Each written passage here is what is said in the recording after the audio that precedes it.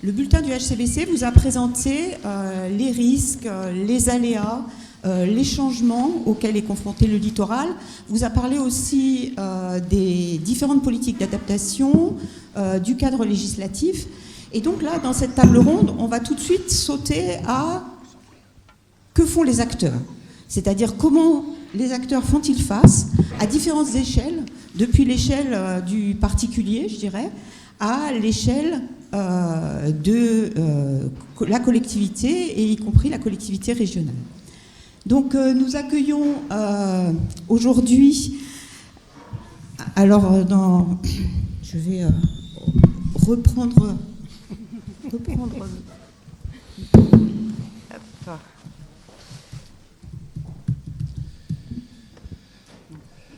Je vais pas y arriver.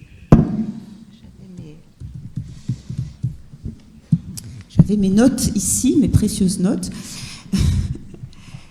Et donc, nous avons invité autour de cette table ronde Eugénie Cazot, qui a fait un travail de thèse sur le paradoxe de l'attractivité du littoral, et qui, donc, après sa thèse au LETG à l'UBO, va nous parler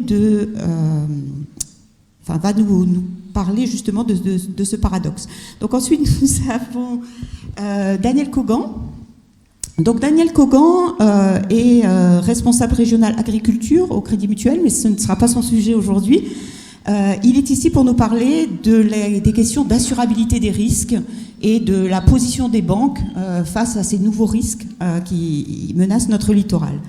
Donc ensuite, Raphaël Rapin, maire de Guissény, va nous parler de son expérience d'élu face aux risques côtiers sur une petite commune. Et nous terminerons par Solène Guéguéniat, qui est la directrice des ports. Nous allons passer des problèmes d'une petite commune aux problèmes des grosses infrastructures, et donc la responsabilité régionale et sa politique en ce qui concerne les infrastructures portuaires. Donc j'invite chacun de vous, je pense à peut-être vous aller prendre la parole là-bas. Et donc voilà, en commençant par Eugénie, merci. Donc Eugénie qui est maintenant chargée de mission à Ifremer, j'avais oublié de le préciser. Bonjour à toutes et tous. Merci beaucoup au Conseil breton pour le climat pour cette sollicitation à intervenir aujourd'hui. Donc, comme l'a dit Anne-Marie, moi j'ai travaillé dans le cadre de ma recherche doctorale sur la prise en compte des risques côtiers par les marchés fonciers immobiliers du littoral métropolitain. Et aujourd'hui, en introduction un petit peu de cette table ronde, en quelque sorte, je vais vous faire un petit récapitulatif des principaux résultats et des principaux enseignements qu'on peut tirer de cette recherche. Une petite mise en contexte tout d'abord. Pour reprendre l'expression de Philippe Grosvalet, qui était l'ex-président du Conseil départemental de Loire-Atlantique, on a un littoral français qui est aujourd'hui pris entre deux vagues, on peut dire.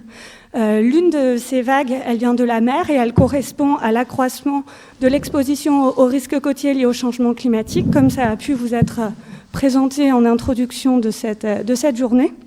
Et la deuxième vague à laquelle nous sommes confrontés, c'est une vague qui vient de la terre, qui est démographique cette fois, puisque le littoral métropolitain est un littoral très attractif et qui est du coup concerné par une augmentation régulière de la population. Toujours dans cette mise en contexte, on a deux événements météo marins ces dernières années qui sont venus rappeler l'exposition du littoral métropolitain aux risques côtiers. Donc je fais référence à Xintia en 2010 qui a touché à la façade atlantique, mais également aux tempêtes de l'hiver 2013-2014 avec le fameux immeuble Le Signal emblématique à Soulac-sur-Mer qui a été évacué au mois de janvier 2014 suite aux conséquences directes de ces tempêtes. Donc ces événements météo marins récents, ils sont quand même venus rappeler l'exposition du littoral et ils ont très fortement participé au renforcement, au renouvellement des politiques publiques de prévention des risques côtiers derrière cela. Pour autant, on assiste malgré tout à une pression foncière accrue et un engouement constant pour les aménités littorales, malgré ce contexte. De fait, on peut s'interroger, Pourquoi, malgré la mise en avant médiatique des problématiques relatives aux submersions marines et à l'érosion côtière, ou plus encore la médiatisation des effets prévisibles du changement climatique, les biens du bord de mer continuent de se vendre au prix fort en bord de mer. C'est sur ce constat paradoxal que s'est basée ma recherche doctorale. Je vais vous balayer très rapidement les principaux résultats de cette recherche. Le principal résultat à retenir, tout simplement, c'est que cette recherche doctorale, elle a vraiment permis de démontrer l'absence ou la très faible prise en compte des risques côtiers dans les marchés fonciers immobiliers du littoral métropolitain. La mer, elle doit être considérée comme un objet ambivalent, à la fois vecteur d'aménités et de risques. Plus on est proche de la mer et plus on bénéficie de ses aménités d'un point de vue paysager, accessibilité, etc.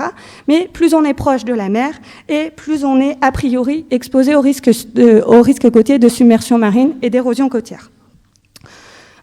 Et contrairement à d'autres aléas, notamment sismiques ou technologiques, dont on va chercher spontanément à s'éloigner, l'implantation au plus près de la mer, elle est souvent volontaire, voire même recherchée, notamment par les nombreux résidents secondaires de nos littoraux. Aujourd'hui, du coup, on peut considérer que l'aspect risque côtier, l'aspect exposition au risque côtier, il est complètement occulté par ce que j'appelle dans ma thèse le désir de rivage. C'est une expression que j'emprunte à un historien qui s'appelle Alain Corbin, qui l'utilise dans un de ses livres qu'il a publié en 88. Et ce désir de rivage, il participe vraiment au maintien très haut des prix pratiqués sur le littoral métropolitain, ce désir de rivage des acquéreurs.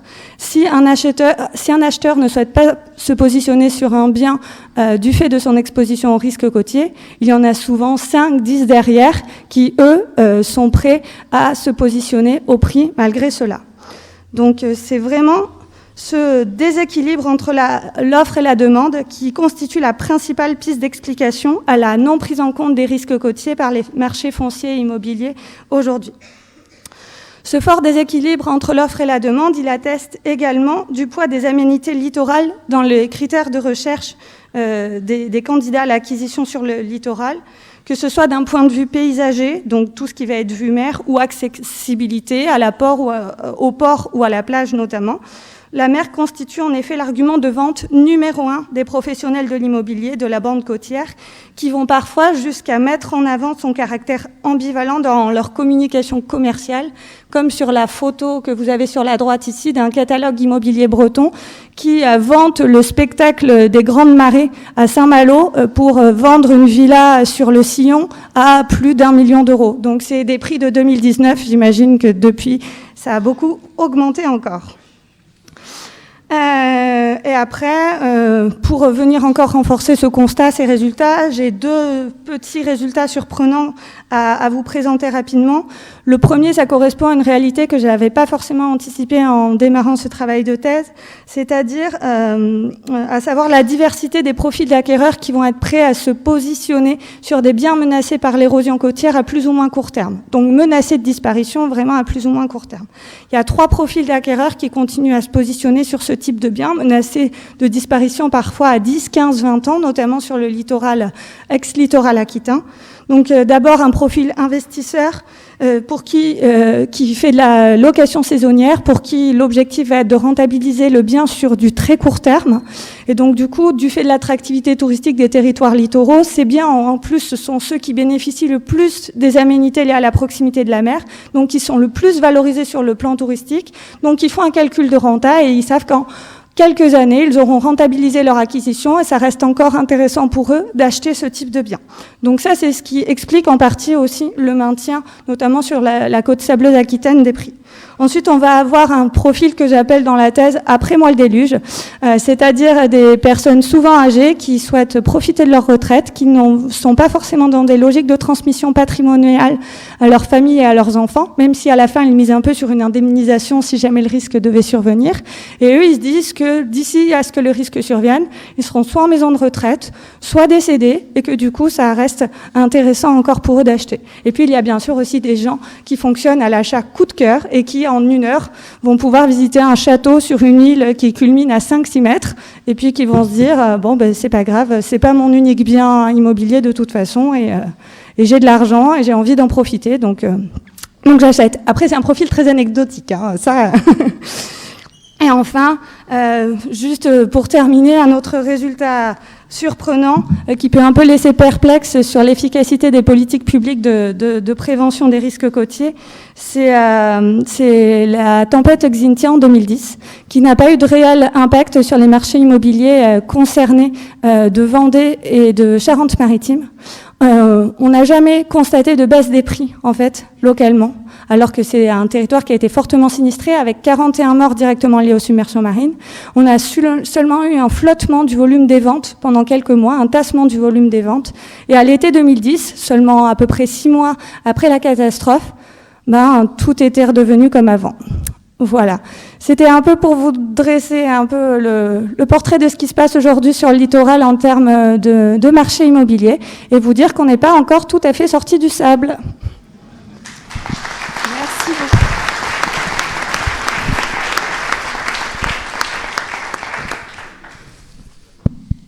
Merci beaucoup, Eugénie. Et donc, face à ces particuliers qui ont la tête dans le sable, que font les assureurs? Et donc, je vous invite à... comme vous préférez, vous pouvez parler d'ici ou... Et peut-être préciser quand vous souhaitez qu'on change la diapositive, du coup. Merci, bonjour à toutes et à tous, et bravo pour l'organisation. Merci pour la sollicitation. Crédit Mutuel Arkea est toujours partant pour faire des interventions et expliquer certaines choses. Moi, pour ma part, comme vous l'avez dit tout à l'heure, donc je suis responsable du marché de l'agriculture. Je travaille à Brest au Crédit Mutuel de Bretagne, Crédit Mutuel Arkea.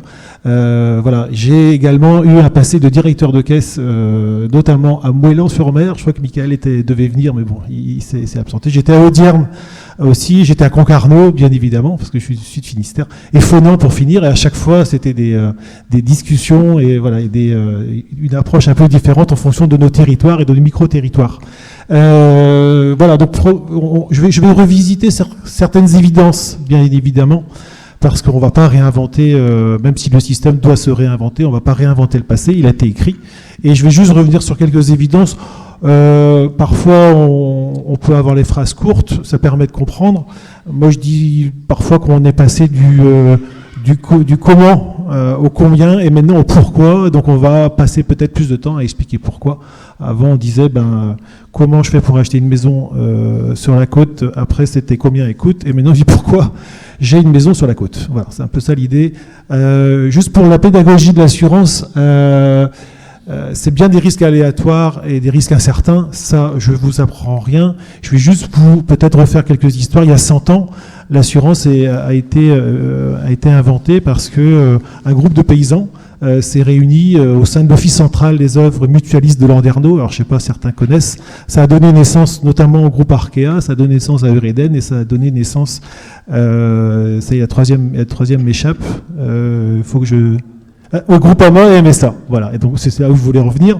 Et on avait un besoin de financement. Il y a des connaisseurs dans la salle. Il y a des besoins de financement, mais il y a aussi le besoin d'assurance.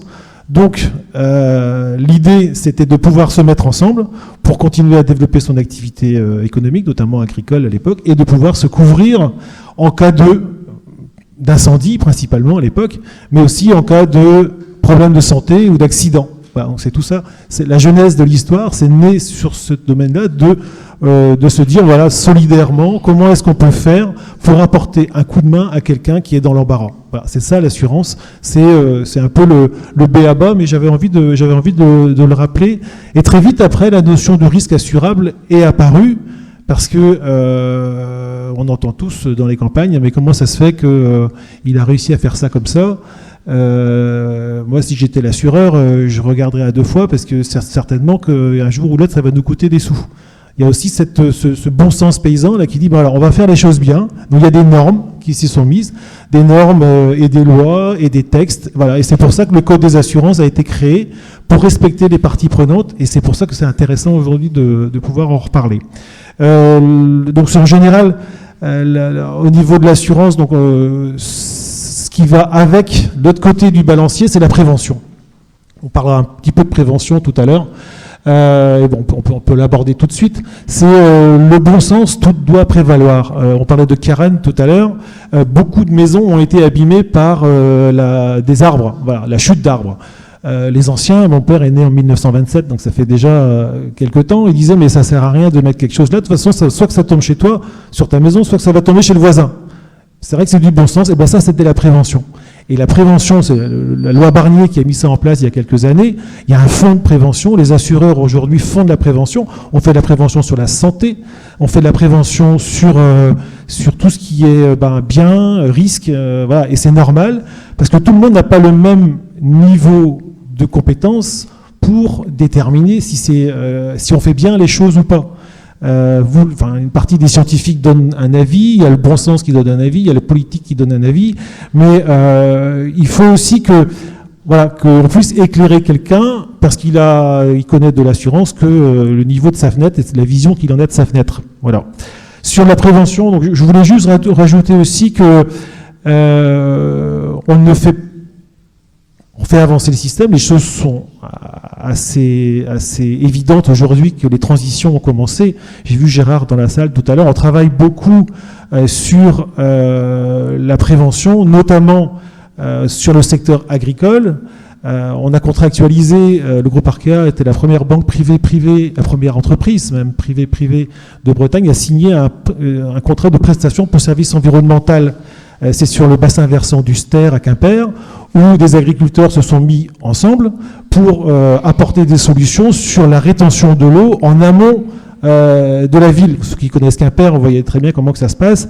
Ici, on est en l'occurrence sur des terrains de Quéménévin et de Briec, où plus de pratiquement 70 hectares ont été répertoriés, où la modification des pratiques culturales pourrait emmener à un moment des solutions en cas de forte pluie. On parlait de pluie tout à l'heure, et souvent les problèmes qu'on rencontre, c'est une convergence entre le vent, la pluie, mais également les marées et l'eau qui arrive de la terre. Comment on fait pour diminuer la vitesse d'arrivée de l'eau en ville ou également à la mer? Il y a des éleveurs ont contractualisé avec nous, on a un reporting, il y a une association qui a été créée qui s'appelle Allium, qui dans le Finistère et qui maintenant rayonne sur la Bretagne, qui peut aussi apporter un contrat juridique entre deux parties. Donc ça, ce sont des micro-solutions de micro-territoires, mais qui, in fine, peuvent apporter les solutions là où il faut. Donc on a également la prévention, l'apprentissage, mais on a également la prévention, comment je fais pour diminuer le risque à la fin. Je voudrais également revenir un petit peu sur la survenance des catastrophes naturelles. On est encore tout ébouriffé de ce qui s'est passé en mois de novembre là avec la tempête Ciarán. On ne sait pas quand est-ce que va se passer la prochaine tempête. On ne sait pas. On dit toujours que une tempête ça se répare et une tempête ça se prépare. Donc là on est en train de préparer la suivante et c'est avec des éclairages comme aujourd'hui qu'on peut apporter les solutions. La solidarité. Alors la solidarité dans l'assurance c'est très important. Après la prévention, la solidarité, c'est le consentement à être solidaire, c'est-à-dire le consentement à payer et le consentement à recevoir une somme. Vous voyez bien que quelqu'un qui est dans le littoral avec la prise de valeur, les maisons ne valaient pas aussi cher il y a 50 ans, ça continue à la valeur. Donc si on doit faire un chèque pour rembourser quelqu'un qui a eu un préjudice, notamment avec une tempête, ça coûte plus cher maintenant aux assurances que ça coûtait il y a quelques années. Voilà. Donc du coup, donc la solidarité se met en place. Mais celui qui habite au 7e étage dans un appartement à Paris, qui va payer sa cotisation d'assurance, est-ce qu'il est d'accord pour payer la reconstruction d'une maison ou d'un bien à l'identique face à la mer, alors que lui, il n'aura jamais accédé à la mer? Voilà. Est-ce qu'il y a un consentement là-dessus? Est-ce qu'on est tous d'accord de faire ça? C'est les travaux qui sont aujourd'hui menés par le Parlement et le Sénat pour essayer de trouver, in fine, des solutions à proposer aux assureurs ou une règle de base à proposer aux assureurs là-dessus. On parle également de multirisque climat pour les agriculteurs, c'est un peu mon truc, mais bon, voilà, aujourd'hui, peut-être que ceux qui sont détenteurs de bâtiments payent une petite cotisation pour les gens qui ont des surfaces plus grandes et qui devront peut-être répondre à des sujets de modification de climat. Voilà, donc qui c'est qui paye, qui c'est qui va recevoir, c'est un vrai sujet. En tout cas, il y a un consensus, et je finirai là-dessus, voilà, c'est sur le code des assurances. Où j'ai repris, alors j'ai pas été sur ChatGPT, parce que voilà, il y a Anne Cardy en Bretagne qui aurait pu nous dire peut-être la même chose, mais ChatGPT, sur Wikipédia, c'est c'est la définition de l'assurance, c'est vraiment c'est mettre en face des gens qui ont un bien, qui sont d'accord de payer une petite cotisation, l'assureur qui est d'accord de la collecter et de la reverser lorsqu'il se passe quelque chose, mais on est surtout là pour éviter les abus et les fraudes. Et ça, les abus et les fraudes dans l'assurance, ça va être quelque chose de plus regardé à un moment, c'est ce qu'on appelle le risque de portefeuille. Et il faut être vraiment très informé sur ces sujets-là. Les solutions, bon, j'ai parlé de notion de fréquence de survenance, on ne sait pas quand est-ce que la prochaine tempête va arriver, ça c'est sûr, il y en aura une. Comment est-ce qu'on va aborder, comment les assureurs vont aborder ça? Il y aura des évolutions qui sont en cours, qui sont en discussion. Le code des assurances, c'est un gros pavé. Donc si on bouge une ligne, c'est tous les autres qui doivent bouger aussi. Mais quelque part, on a besoin, on en reparlera tout à l'heure, peut-être dans les questions-réponses, de voir un petit peu comment est-ce qu'on peut se préparer à ça.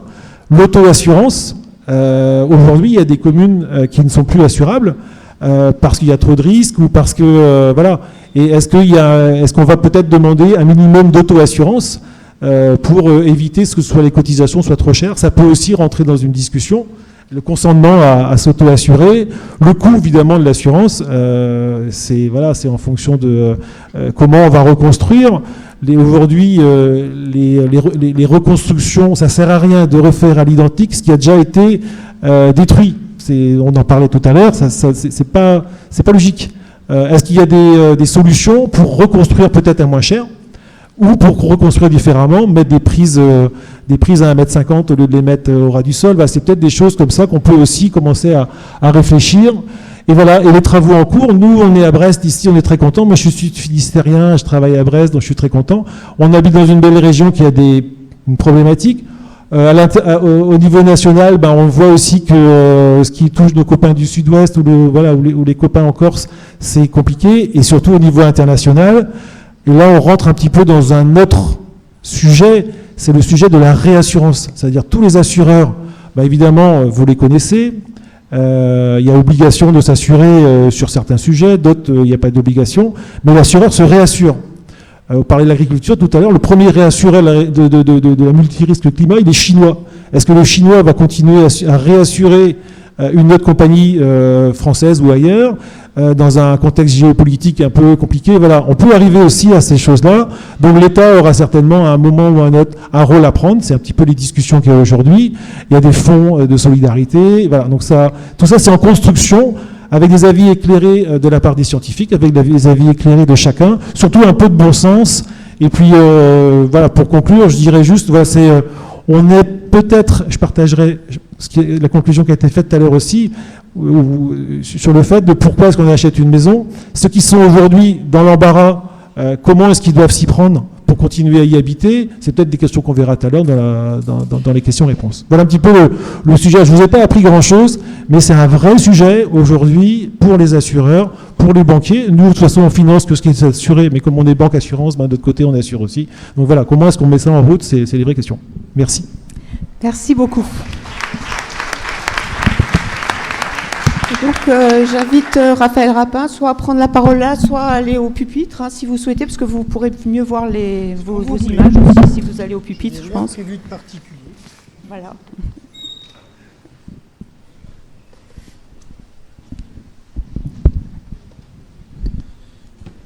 Messieurs, dames, bonjour. Alors, comme tout le monde, je ne vais pas être très original. D'abord, vous remercier, parce que je pense qu'il est important, effectivement, qu'on puisse donner la parole aux différents acteurs, et vous l'avez évoqué lors de la préparation de cette rencontre. Effectivement, on est tous interconnectés sur cet enjeu du climat.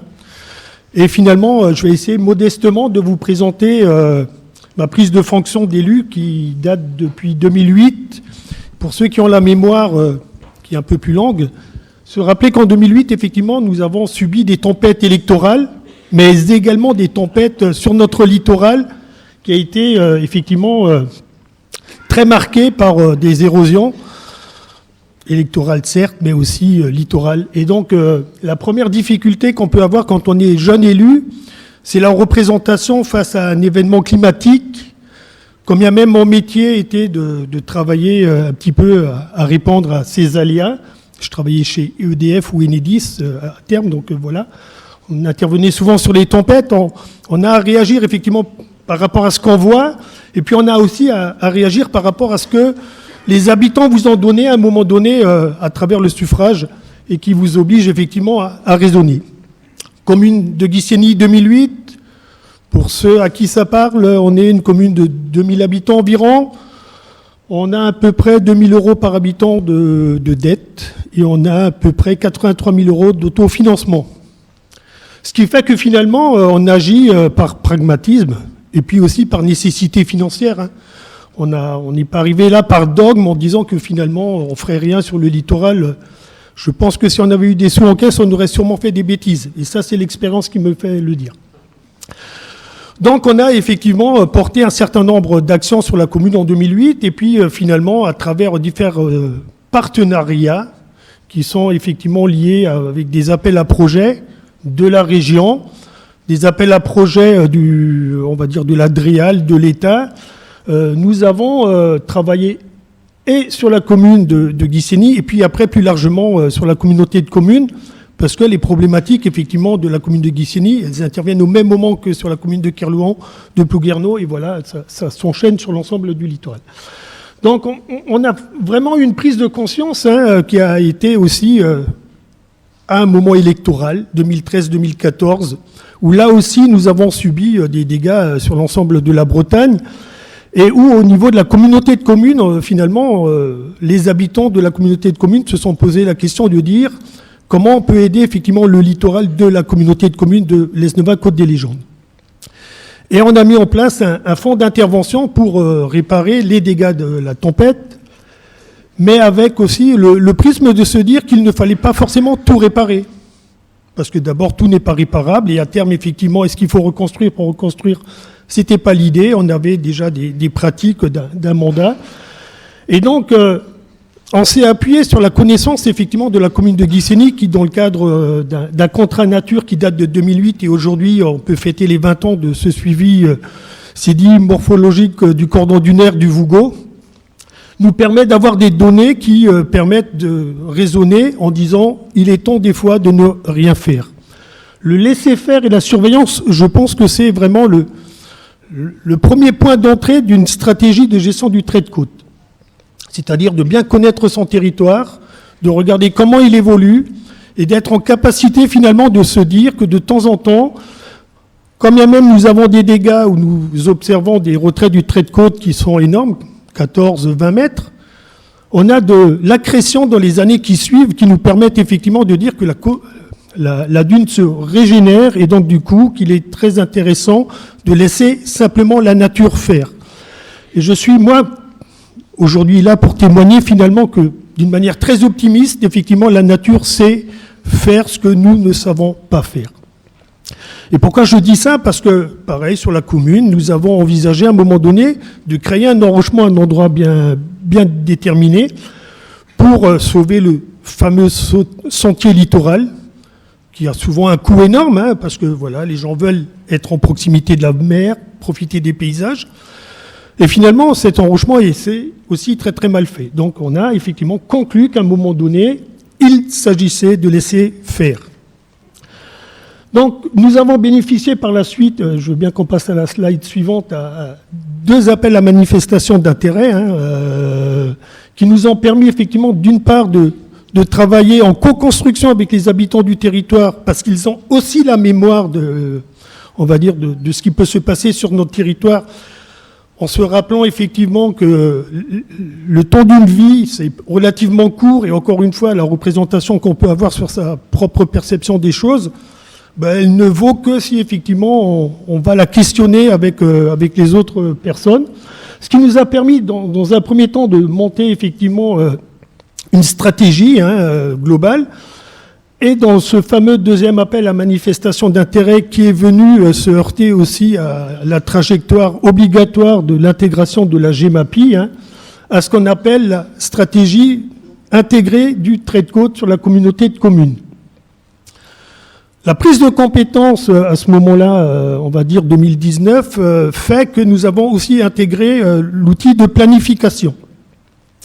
Et donc il nous avait semblé opportun de traduire cette stratégie pour qu'elle puisse à un moment donné intégrer ce qu'on appelle un PLUI, le plan local d'urbanisme intercommunal, pour qu'on puisse à l'échelle de la communauté de communes réfléchir sur ce qui serait demain encore urbanisable, avec certes des vocations diverses, que ce soit de l'économie et autres, et puis finalement ce qui devait être rendu à la nature, voilà. Donc on m'a donné à peu près 5 minutes, je ne sais pas où j'en suis, mais je pense que voilà, je dois être dans les temps.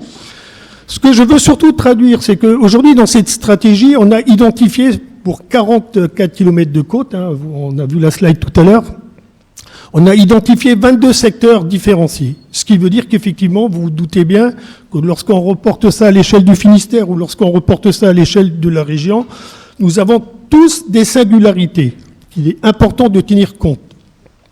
Que dans une stratégie du trait de côte, on peut aller de la surveillance au laisser-faire jusqu'à, effectivement, des mesures de protection renforcées. On a vu une slide tout à l'heure où on évoquait effectivement qu'on ne raisonne pas de la même manière lorsqu'on a un port avec une activité économique et lorsqu'on a effectivement des terres qui ont certes une valeur agronome ou écologique importante. Je pense par exemple aux zones humides, où là effectivement on pourrait se dire on n'a qu'à laisser la mer entrer. Non, c'est pas aussi simple, mais il y a vraiment à travailler cette stratégie et à la co-construire avec les habitants. C'est essentiel pour moi.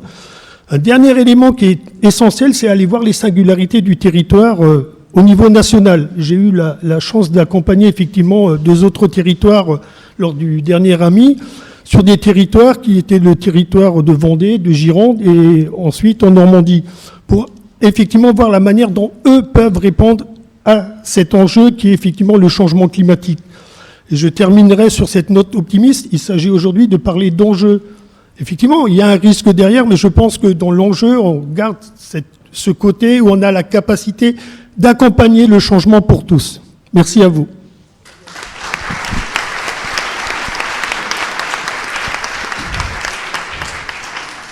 Merci beaucoup, et je pense que c'est assez frappant, je crois, de voir que là on a l'impression d'une commune, d'une communauté de communes dans lequel des élus et des acteurs ont pris, je dirais, à bras-le-corps ces questions de gestion du trait de côte en s'appuyant sur des résultats scientifiques, mais qui semble que ça percole pas du tout chez les consommateurs, je dirais, du littoral ou les futurs ou propriétaires qui ont, comme tu disais Eugénie, la tête dans le sable. Donc nous allons passer... Vous attendez une réponse de ma part ou... Oh non, je pense qu'on va passer donc, à notre dernière intervenante. Donc je ne sais pas si vous souhaitez prendre... Oui, peut-être là-bas. Donc, et nous allons passer cette fois-ci de la plage et des dunes du Vougeot au port de Bretagne et peut-être au port de Brest. Donc, merci. Merci, bonjour à tous. Merci beaucoup pour l'organisation effectivement de cette journée, de cette table ronde et l'invitation qui a été faite à la direction des ports. Donc je remplace Michael Carnez, le vice-président en charge des ports et du climat qui ne pouvait pas se rendre disponible aujourd'hui. Et donc moi je vous parlerai effectivement, je vous dirai quelques mots de la politique portuaire régionale, de la manière dont dans les enjeux portuaires on intègre ces enjeux de l'adaptation au changement climatique. Alors peut-être très, très rapidement pour reposer un petit peu le panorama de l'organisation finalement des sujets portuaires en Bretagne. La région, elle est propriétaire de 21 ports sur le territoire qui ont des enjeux, des tailles, des activités extrêmement divers. L'intérêt de cette carte, c'est pas tellement le détail des camemberts qui sont un petit peu compliqués là sur le visuel, mais c'est simplement la visualisation du nombre de ports, donc 21 je le disais, des tailles différentes et de leurs caractéristiques très différentes, à savoir des grands ports qui ont été transférés depuis 2007 de l'État à la région, comme Saint-Malo, Brest et Lorient, et puis des ports de taille plus petite qui peuvent avoir des activités là aussi beaucoup plus réduites, comme ceux par exemple qui assurent le départ et l'arrivée de la desserte maritime, qui est une compétence de la région depuis 2017. Donc en fait le panorama, cette carte a vocation à montrer qu'on doit regarder ce sujet-là dans un environnement qui porte des caractéristiques extrêmement diverses, qui est un environnement multi-acteurs également, puisque la région est un acteur, elle est propriétaire d'un certain nombre de ports, mais elle ne les exploite pas directement la plupart du temps. Elle s'appuie sur des exploitants, des concessionnaires auprès de qui elle passe un contrat de concession. Donc évidemment, le travail autour de ce sujet de l'adaptation, il se fait avec les concessionnaires et il se fait évidemment aussi avec la communauté portuaire, l'ensemble des acteurs qui évoluent sur les ports et vous le savez, ils sont très nombreux. Ils peuvent avoir des intérêts, des objectifs, des échelles de temps différents qu'il faut pouvoir aussi concilier sur l'ensemble des enjeux quand on regarde une politique portuaire, évidemment sur celui de l'adaptation au changement climatique. Les activités, elles sont citées aussi très, très rapidement juste avant. C'est évidemment le port, c'est un espace d'abord de transport et les enjeux logistiques et les activités logistiques qui sont à son service, mais c'est un espace aussi d'activité et de développement économique, d'aménagement du territoire. On voit souvent que sur les ports, c'est le cas des ports bretons, les systèmes et les installations portuaires contribuent aussi à la protection de la ville, parfois contre évidemment la montée des eaux. Et ce sont aussi des espaces de production, de distribution énergétique, des espaces de déambulation, d'activité touristique. Donc vraiment, là encore, j'insiste un peu, mais les multiples usages et les multiples acteurs voilà, sont au cœur de la prise en compte de ces sujets et de la manière dont on doit aussi concilier les intérêts. Alors, poursuivre, effectivement, les objectifs régionaux ont été rappelés par le président et seront aussi sans doute rappelés par le vice-président QF ensuite. Il y a évidemment au cœur de nos des sujets qui sont portés, le fait de déployer au sein de toutes les politiques publiques régionales cette question de l'adaptation au changement climatique. Et il y a le fait d'intégrer cet enjeu à la fois dans les compétences, donc au travers aussi des politiques publiques, et dans la gestion du patrimoine régional. La région, elle est maître d'ouvrage, gestionnaire de foncier et de patrimoine régional sur de nombreuses politiques publiques. On parle des ports aujourd'hui, mais il n'y a pas que les ports, donc ça fait vraiment partie de ce qui est porté aussi en termes d'intégration des enjeux, de formation des équipes aussi, qui sont en charge de gérer et d'investir dans ce patrimoine et ce foncier régional, dont fait partie évidemment le patrimoine portuaire. Ça a été dit précédemment, le changement climatique sur les ports comme ailleurs a de nombreux impacts et à la fois sur l'état des infrastructures et des ouvrages, mais également sur la capacité à exploiter ces ouvrages et ces infrastructures. Je le disais, 21 ports, on a souvent coutume de parler des 70 km de linéaire de quais. C'est la traduction assez concrète en fait en termes de vision patrimoniale de ce qu'il faut qu'on puisse gérer, donc soit directement, soit à l'appui des exploitants qui le font en notre nom. Quelques exemples assez concrets finalement de ce à quoi on doit faire face et ce qu'il faut qu'on puisse intégrer nous dans nos projets. La multiplication des épisodes tempétueux qui ont été décrits précédemment. Les épisodes de submersion et d'élévation du niveau de la mer, ça a des impacts concrets sur la dégradation ou même la disparition de certains ouvrages portuaires. Donc ça, ce sont des sujets qu'on doit évidemment intégrer. La question de l'agitation des plans d'eau aussi, qu'il faut pouvoir regarder, qui peuvent parfois bloquer, suspendre, interdire l'exploitation du plan d'eau, du bassin de navigation, et donc des activités de transport pour des raisons de sécurité, pour des raisons d'exploitation sur nos ports. La question des inondations régulières sur nos voiries, sur les terre-pleins portuaires, c'est des traductions aussi très concrètes, ça paraît assez évident, mais ce sont évidemment des sujets importants sur l'exploitation portuaire qu'on peut faire, sur l'utilisation des outils logistiques. Et donc la multiplication de ces épisodes-là, évidemment, fait partie de ce qu'on doit prendre en compte de plus en plus, et demain encore plus qu'aujourd'hui, dans la gestion finalement du quotidien et dans la gestion des risques qui s'accélèrent. Les épisodes de canicule et de sécheresse, on y pense un petit peu moins quand on pense au port, mais ça a aussi effectivement beaucoup d'impact à la fois sur la manœuvrabilité de certains ouvrages. Quand on parle de pont tournant à Saint-Malo par exemple, la dilatation des matériaux, la question de la hausse de la température a des impacts très concrets sur l'utilisation des ouvrages par les équipes de la région, les éclusiers régionaux par exemple.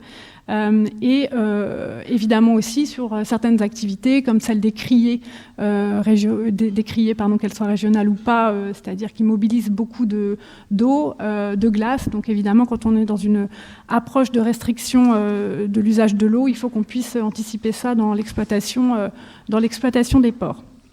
Donc je m'arrête de manière assez concrète, mais c'est vraiment pour rendre les choses aussi les plus visuelles dans ma présentation. J'en viens aux réponses qui sont mises en œuvre par la région et par les équipes, assez largement aussi la communauté portuaire quand on regarde chacun des ports dont j'ai parlé. Il y a un premier point d'appui qui est fort, que je dirais, qui est finalement une connaissance assez forte qu'on a à la région Bretagne de nos ouvrages, de ces 70 km de quais, avec voilà, une méthode qu'on appelle la méthode VSC, dont on s'est inspiré par le CEREMA. Donc on a parlé plutôt des enjeux de connaissance, d'avoir des données fiables. C'est vraiment au cœur de ce sur quoi on s'appuie et très techniquement, les équipes de la région connaissent les ouvrages, donc peuvent observer aussi les impacts très concrètement de ces différents phénomènes que j'ai décrits plus haut. Et donc ça, c'est déjà un point de départ qui est important. Un deuxième élément, au-delà des différentes politiques qui sont déployées, et ça a été dit précédemment évidemment par la région, sur le sujet portuaire, on commence à construire ce qu'on va appeler une feuille de route sur les impacts des aléas climatiques sur l'ensemble des 21 ports régionaux. On s'appuie pour ça sur une ressource supplémentaire qu'on a très concrètement à la direction des ports, à l'appui de Crédit FEDER d'ailleurs, on a pu en parler, et qui va nous aider finalement à aider là encore les ports à construire une stratégie, une vision de la vulnérabilité sur chacun de leurs territoires et de construire un plan d'action sur chacun des 21 ports pour là aussi très très concrètement avoir la vision prospective à l'appui des données scientifiques qui existent et se mettre en ordre de marche pour intégrer à la fois dans les enjeux d'exploitation mais aussi dans tous les investissements qui seront conduits la réalité de l'accélération de ces phénomènes. Ça fait partie, je dirais aussi, des éléments de la feuille de route de la région, de la stratégie régionale portuaire 2023-2033 qui a été adoptée à la fin de l'année dernière et qui porte dans son axe 4 cette intégration, évidemment, des aléas climatiques dans les projets d'investissement que la région porte. Et enfin, je terminerai par, évidemment, au-delà de la construction de cette feuille de route qui n'existe pas encore aujourd'hui, le fait de rappeler qu'on prend évidemment ces sujets en compte dans l'ensemble des investissements qui sont conduits par la région. Je m'arrêterai plus précisément sur deux projets un petit peu emblématiques. Le projet du terminal du Nez à Saint-Malo, il y a eu précédemment une carte du PPRSM qui a été montrée. Évidemment, quand on travaille sur ce projet d'ampleur, qui est un projet phare de la région, on regarde d'abord la réglementation. Donc, que nous dit le plan de prévention des risques de submersion marine à Saint-Malo sur ce qu'on a la capacité à faire et pas à faire. Le plan nous dit que les installations portuaires ne sont pas directement concernées au même niveau que les autres installations du périmètre. Néanmoins, la région se dit c'est pas parce que c'est pas une obligation qu'il ne faut pas l'intégrer dans la construction de son projet.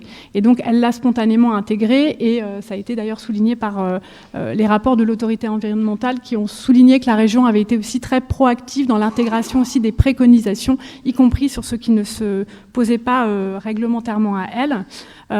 L'autre exemple, et qui est à l'écran, c'est le projet de reconstruction de la gare maritime sur le premier éperon à Brest. Là aussi, on se pose les mêmes questions. Que nous dit la réglementation et quelle doctrine on met en place en amont de cette feuille de route pour savoir si on prend des décisions de surélever à tout prix face au risque d'élévation. Surélever quoi les ouvrages ou surélever les fonctions. C'est plutôt la deuxième option qui est prise par les élus régionaux de dire on ne pourra pas lutter contre ces phénomènes de surélévation. On sait que ça s'accélère, donc la question n'est plus combien mais quand. Et donc les choix, les choix les plus raisonnés et pertinents sont de se dire faisons plutôt une élévation des fonctions, assumons le risque de dire la gare maritime sera fermée peut-être quelques jours par an parce qu'il y aura de la submersion. Mais voilà, ayons une approche la plus réaliste possible et c'est comme ça que se construit la doctrine très concrètement à l'aune des choix qu'il y a à faire sur chacun des investissements que la région porte en matière portuaire. Voilà. Merci.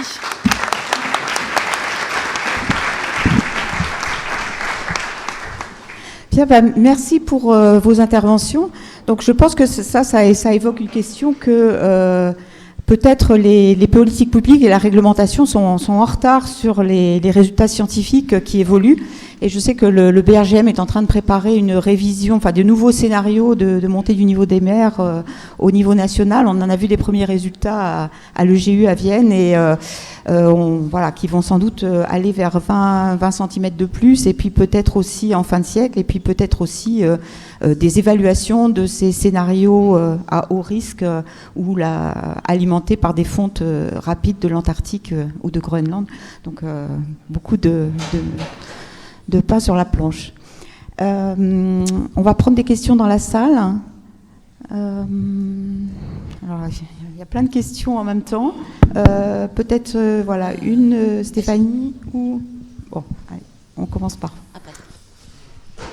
Bonjour, merci beaucoup pour ces brillants exposés. Donc si vous pouvez vous présenter en début de question. Christophe Bastide, maire adjoint de Saint-Malo, chargé du patrimoine et des grands projets. Toutes les présentations étaient passionnantes avec des angles différents. J'ai une question concernant la dernière intervention, concernant l'adaptation des ports. Puisque le parti pris à Brest a été d'élever les fonctions, ce parti pris n'a pas été pris à Saint-Malo. Or, lors des grandes marées, la mer arrive déjà au niveau du terre-plein.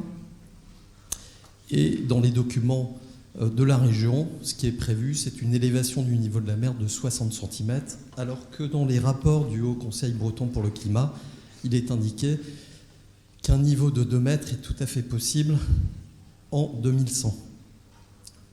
Dans le dernier rapport de la Cour des comptes sur le recul du trait de côte, l'impréparation des collectivités locales a été mise en évidence. Et je me demande si ce côté prospectif ne doit pas être poussé pour que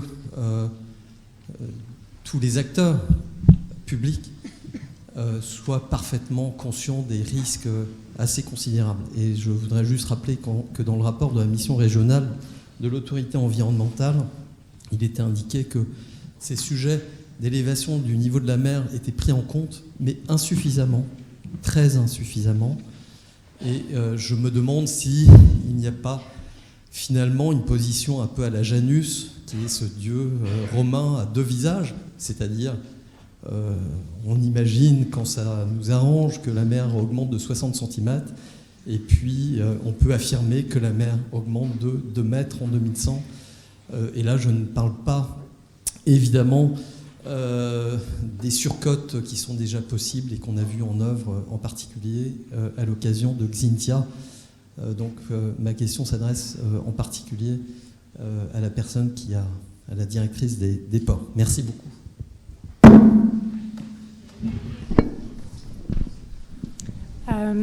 Merci pour votre question. Alors, deux points de réponse peut-être. Un premier point de réponse qui est que, effectivement, les perspectives d'élévation, les chiffres que vous mentionnez font référence au fait que le projet est assez ancien déjà. Donc, les bases de référence prises, elles datent. Alors, je ne saurais vous dire exactement, je n'étais pas précisément là à ce moment-là, mais en tout cas, effectivement, les échelles de prévision ont été le choix à un moment donné sur les données qui existaient. Néanmoins, ce que vous dites sur effectivement les risques réels, les épisodes qu'on peut observer sont complètement intégrés, et puis la réalité du fait que les questions continuent à se poser et le phénomène risque de s'accélérer se traduit de 2 manières. La première manière, c'est cette feuille de route que j'ai évoquée, qui va se décliner sur l'ensemble des 21 ports régionaux, donc, véritablement avec la construction d'un plan d'action spécifique, prenant en compte chacune des situations portuaires, et j'ai pu rappeler qu'elles étaient différentes. Le deuxième élément, c'est aussi ces choix raisonnés d'assumer aussi le risque. Et de la même manière qu'à Brest, on peut imaginer que la gare maritime sera fermée quelques jours par an dans des situations particulières. C'est aussi le choix qui est porté sur la gare maritime de Saint-Malo, avec le fait de dire qu'il pourra arriver que le trafic, pour des raisons de sécurité, ne puisse pas être maintenu. Donc ça, ce sont les 2 réponses qui ont été données par la région dans le cadre des remarques et des questionnements de l'autorité environnementale qui soulignait ce que vous avez mentionné. Voilà, je ne sais pas si... Donc vous prévoyez de relever aussi donc, les fonctions Enfin bon, je vous laisse en discuter plus tard. Donc on va prendre une autre question.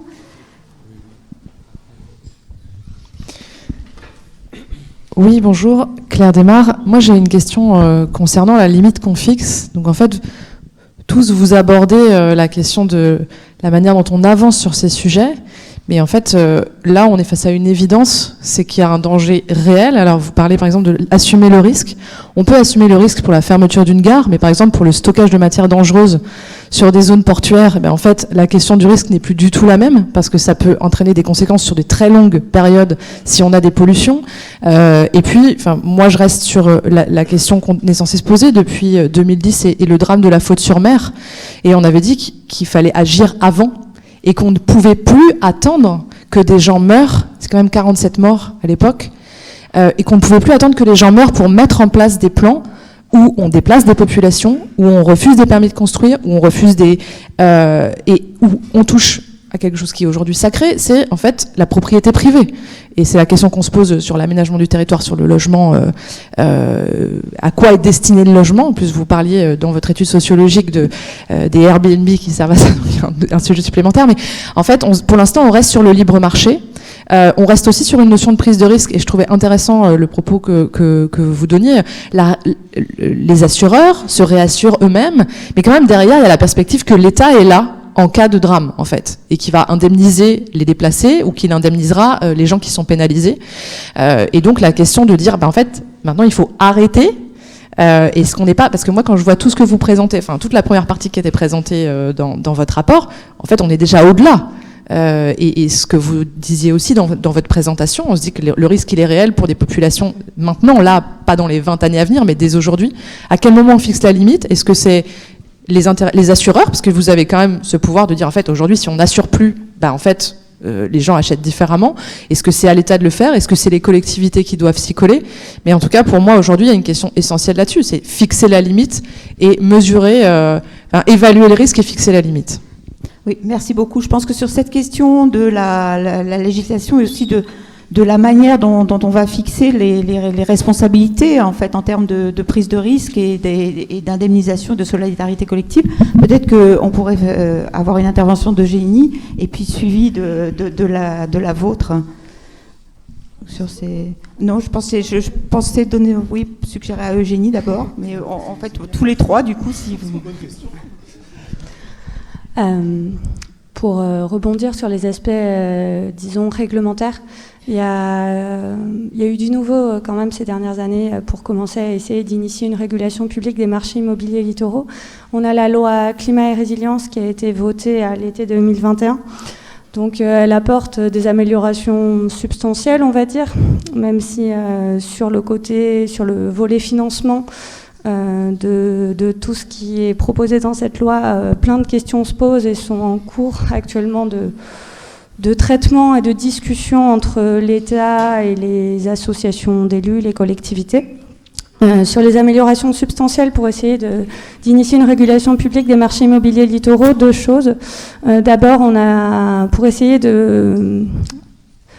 d'avoir une décision d'acquisition qui se fasse en connaissance de cause, on a essayé d'améliorer le dispositif d'information acquéreur-locataire à destination des acquéreurs. Donc dans le cadre d'une vente, quand vous passez chez le notaire, vous avez un dossier immobilier conséquent qui vous est présenté, et dans ce dossier immobilier, il y a un des feuillets qui correspond à l'état des risques et pollutions et qui est là pour vous présenter les risques naturels et technologiques auxquels est soumis votre bien.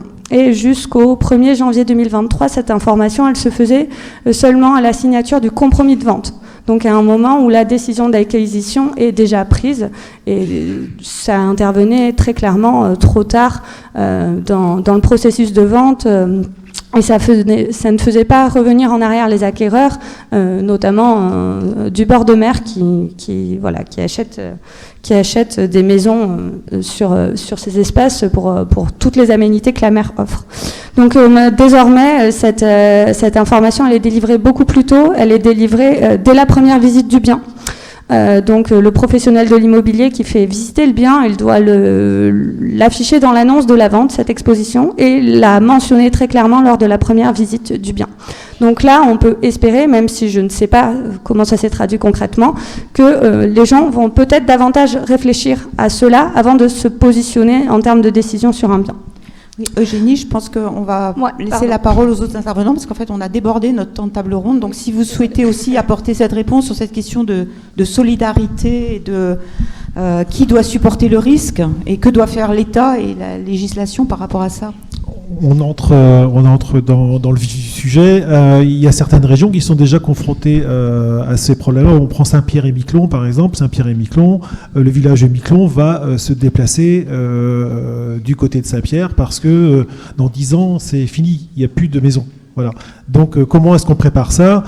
Là, ce sont des accords qui vont être trouvés. Heureusement que le maire de Miquelon, il avait acheté des terrains à l'extérieur, ce qui lui évite d'acheter des terrains supplémentaires. Après, dans la recherche de responsables in fine, c'est toutes les discussions qui sont maintenant.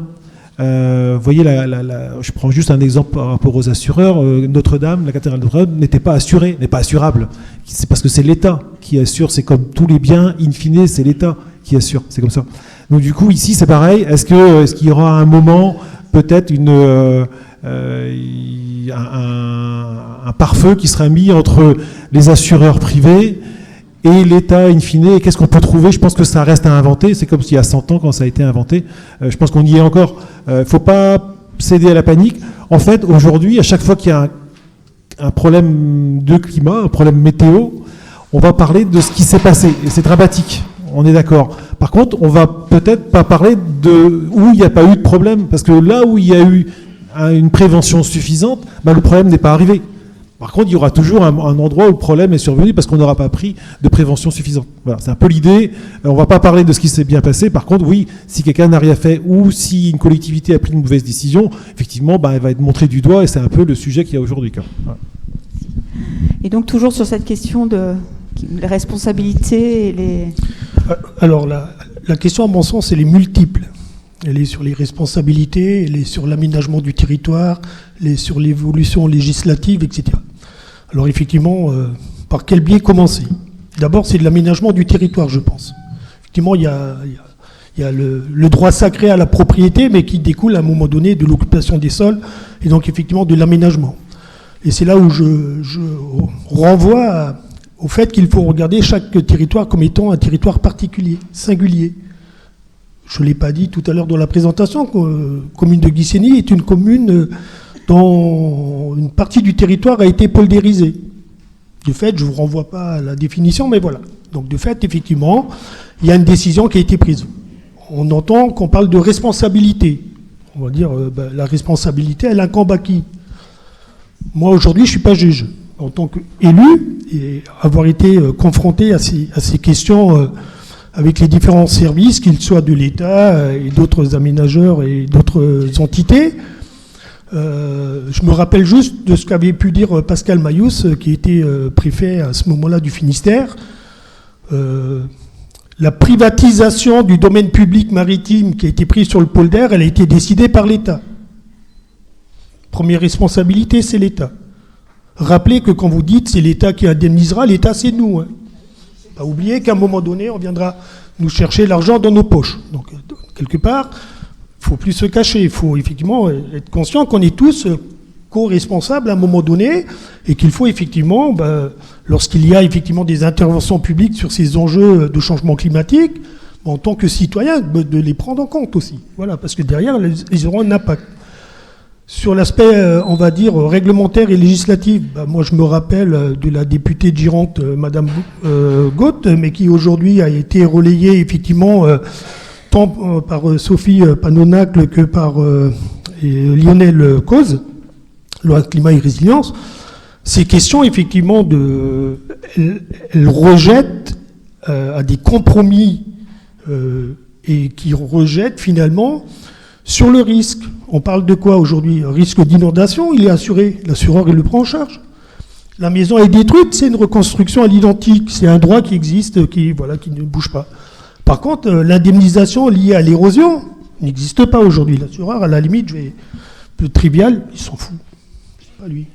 Donc, par contre, effectivement, la déclinaison de la loi climat et résilience introduit un certain nombre d'outils qui permettent aux collectivités de s'y inscrire.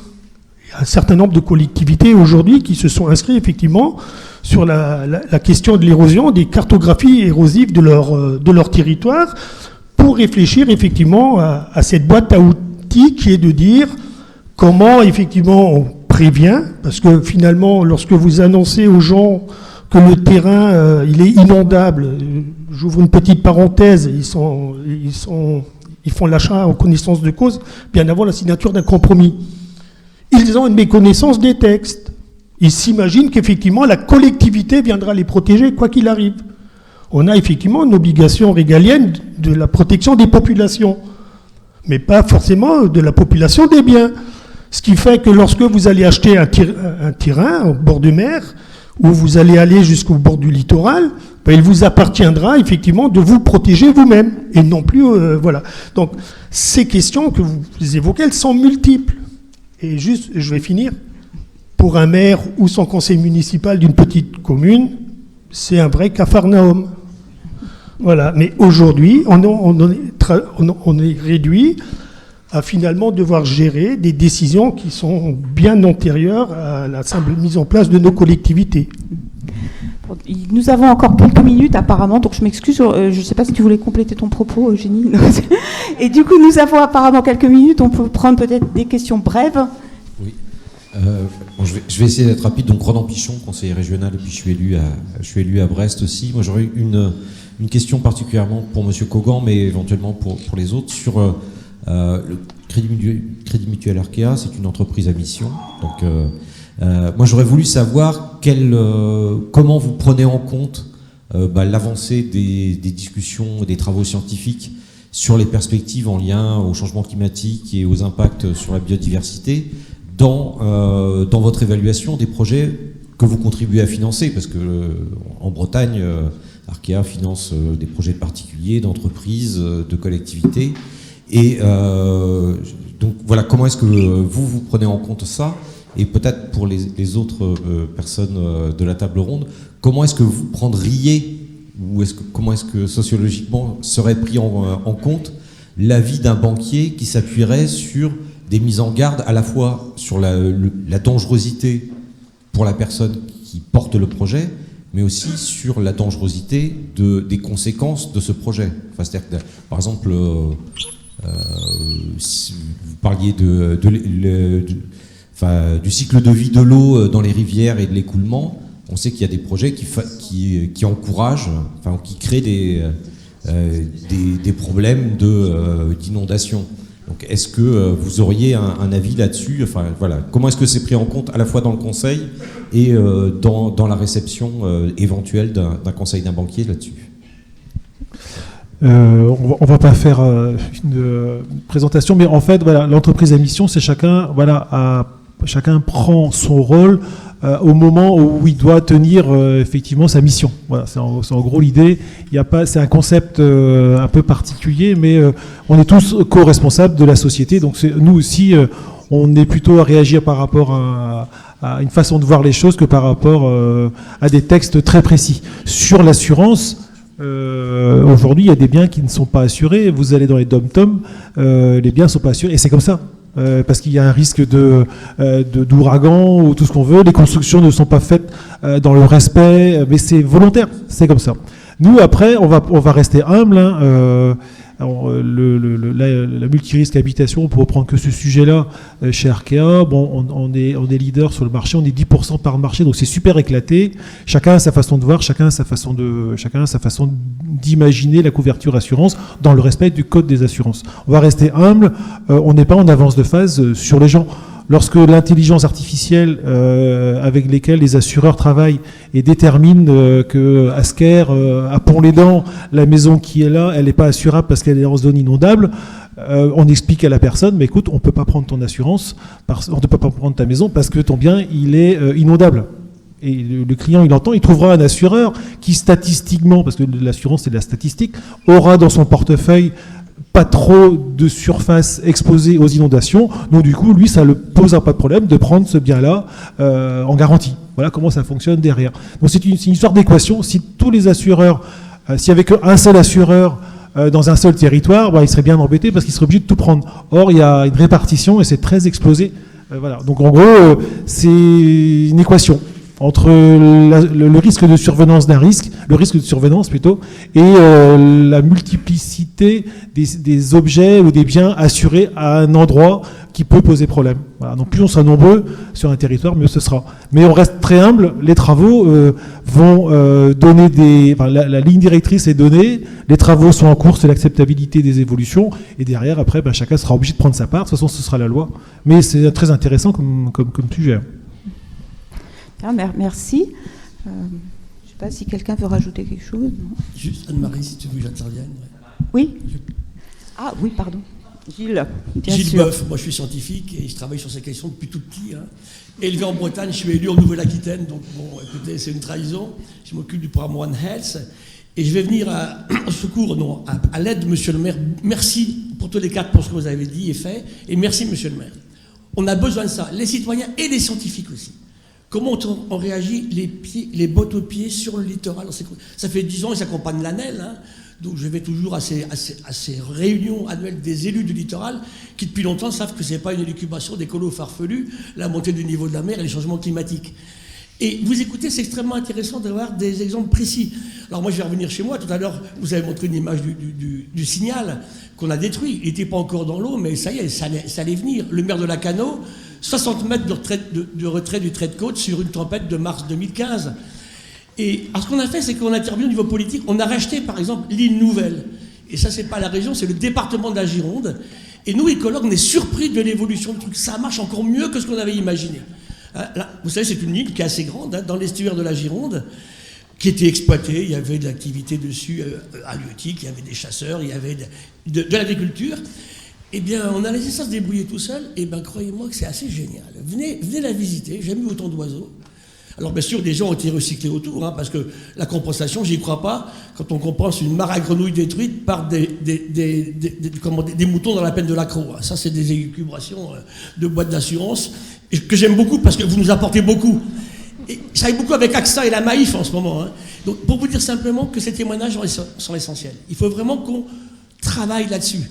Et j'ai bien aimé ce que vous avez dit aussi. Moi, je travaille aussi beaucoup à l'île de Ré. Ils sont très riches parce que le pont rapporte beaucoup d'argent. Et avec cet argent, on ne fait pas ce qu'il faudrait faire tout le temps. Et sur une île, c'est compliqué parce qu'on dit aux gens, retirez-vous du trait de côte.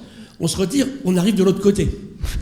Et ça, il faut qu'on l'explique en permanence, en fait, aux riverains. Et ce que vous avez dit, madame, c'est super intéressant. Mais vous savez, c'est comme sur un paquet de cigarettes, fumer tue. C'est exactement ce qui se passe aujourd'hui. Et moi, je vois, par exemple, le Cap Ferret, mais c'est inimaginable. Le prix du foncier, ou à l'île de Ré, l'île d'Oléron prend le même chemin en ce moment. Qu'est-ce qu'on fait? Alors, ce qu'il faut dire, et tout à l'heure sur le débat entre 60 cm et 2 mètres, ça n'a pas de sens pour moi. Vous aurez toujours la vague qui passera par-dessus, de toute façon. L'échéance, ce que vous avez dit, quand ça va se produire. Donc, ce qu'il veut dire aujourd'hui, c'est qu'on prend à bras-le-corps ces questions-là. Ce n'est pas des questions secondaires. Et dès le départ, on sait que sur ces terrains-là, si on veut continuer à s'y installer, c'est pour une génération, pas deux. Bon, je crois que c'était une excellente conclusion, en fait, parce que je pense que nous arrivons